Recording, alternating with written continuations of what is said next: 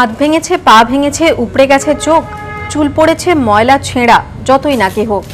খুকুর বুকে জড়িয়ে থাকা অমর পুতুল মণি, মা দিদানের পরশ মাখা খুকুর মুখে শুনি, হাসপাতালে থাকতো যদি ভালো ডাক্তার জেঠু, নতুন করে দিতাম তোকে, বলতো না কেউ কিছু।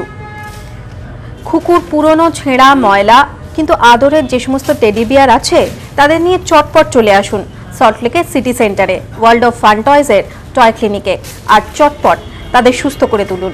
পুতুল একটা এমন জিনিস যেটা ট্র্যাডিশনালি চলে আসে আমাদের মধ্যে।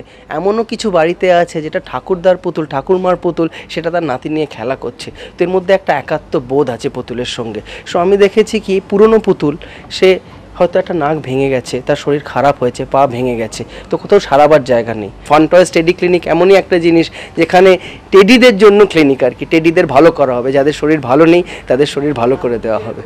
এরকমই একটা পরিকল্পনা নিয়ে এটা আমরা ভেবেছি, আর এটা আমার তো মনে হয় ভারতবর্ষে প্রথম, আর বিশ্বেও মনে হয় এরকম নজির পাওয়া যায় না। ব্যবসা বিস্তারের পাশাপাশি শিশুদের মনে একটা দীর্ঘস্থায়ী জায়গা করে নিয়েছে ওয়ার্ল্ড অফ ফান টয়েজ, তাদের তৈরি পুতুলের গুণগত মান এবং উৎকর্ষতার জন্য।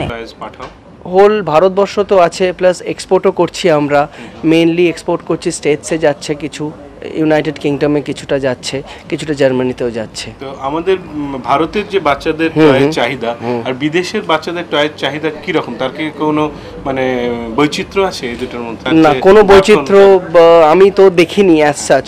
তবে ভারতবর্ষে আমার যেটা মনে হয়েছে আরও ট্র্যাডিশনাল টয়েস বানানো দরকার, সেই জন্য পরিকল্পনাও আমরা নিয়েছি বিভিন্ন ক্যারেক্টার্স থেকে।